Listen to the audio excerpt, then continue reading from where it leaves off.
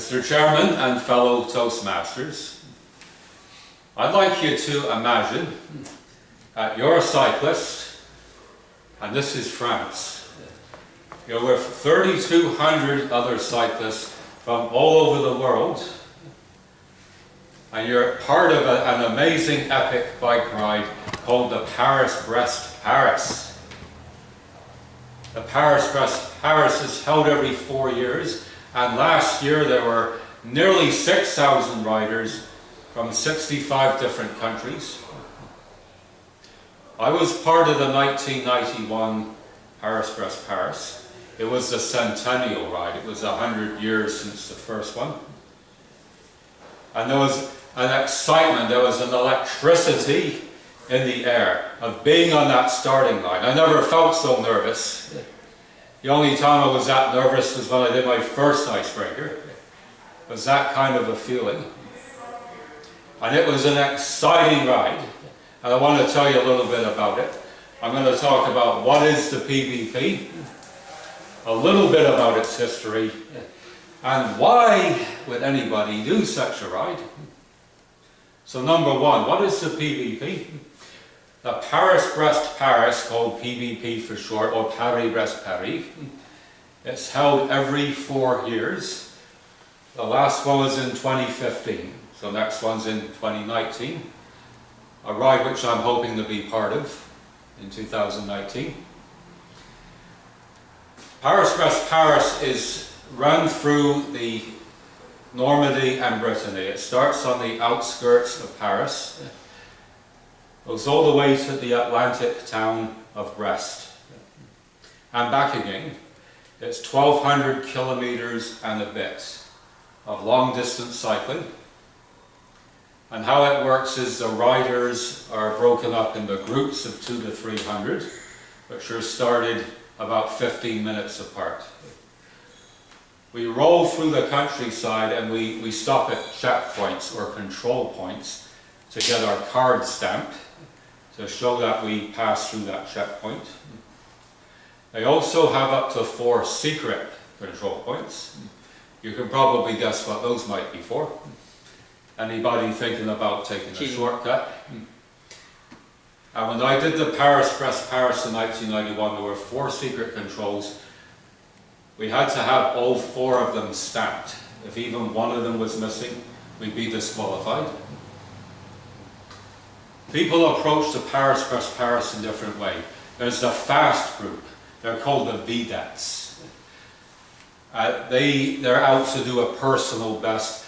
They want to ride it as fast as they're able to. There's a core racing group. Some of them are ex-professionals and some of them are just really super tough, made of steel athletes. And they want to do it in under 50 hours. Those riders don't sleep. They just ride right through. Last year, the fastest finisher rolled in 42 hours and 26 minutes.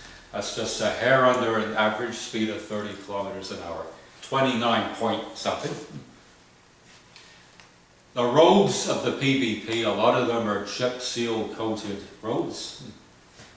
That's a lot of rural areas use that service as it's cheaper, but what it does is, from the cyclist point of view, you're rolling along there, and if you're riding really skinny racing tires, you have a constant vibrational buzz. It's like,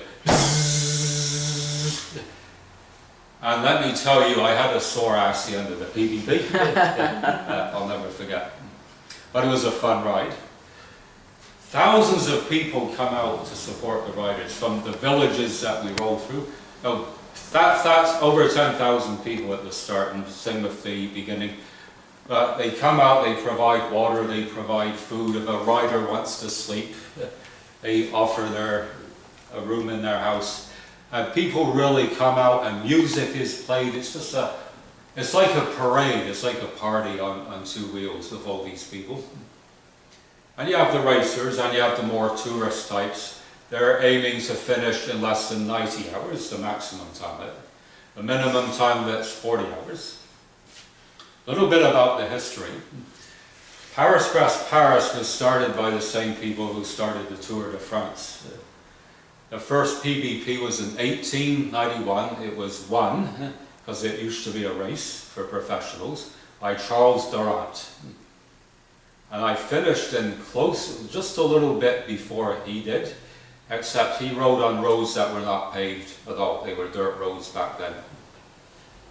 It started as a publicity stunt. Now, the safety bicycle had just come out. You can picture the big high wheeler bikes with the huge wheel in the front and the tiny little wheel in the back, and you had to learn a special mounting technique to get on this thing. Those were dangerous things to ride. So somebody figured out, let's lower the center of gravity, let's make it smaller, let's make it safety. So they needed a publicity stunt for the safety bicycle, and that's where the Paris Brest Paris came in. It was a 1,200 kilometer ride for professionals that would promote the speed and the efficiency and the safety of the safety bicycle. So Charles Durant rode in just under 72 hours. I rode in at 71 hours 18 on modern roads. A very big difference. Originally it was held every 10 years because it was so arduous to organize. The logistics were mind-blowing. In 1951, the professional road racers rode it for the last time. And that was rode in a blazing time of 38 hours 55 minutes, which will, a record which will likely never be broken because now the minimum time limit is 40 hours. That's why it's not a race now, because that's a minimum. When the pros said, we don't want to do this anymore, it's too long, a group called the Audax Club Parisien took it over and made it a randonneur ride, basically for ordinary mortals. A randonneur basically means it's got a minimum time limit, a maximum time limit, and there's certain rules that you follow that I'm not going to get into. That's a little bit about the history. Now, why would anybody ride the Paris Brest Paris? It's kind of the same reason that some choose to climb Mount Everest. Or why do some people want to walk down the entire length of the Rocky Mountains, or canoe down the entire Fraser River? We want to challenge ourselves. We want to, as humans, see our potential. What are we capable of doing, both physically, mentally, emotionally, and perhaps even spiritually? And rides like the Paris Brest Paris is the opportunity to test ourselves. How far can we go? What can we do? What are we capable of doing? So that's why somebody, and the old saying, because it's there, why not? So that's a little bit about what the PBP is, a little bit about its history, and why do people do the Paris Brest Paris. I'm looking forward to 2019, all going well. I'm riding with those other 6,000 people from maybe 70-something countries by then. And I know it's going to be fun no matter what happens. So, Mr. Lanzes.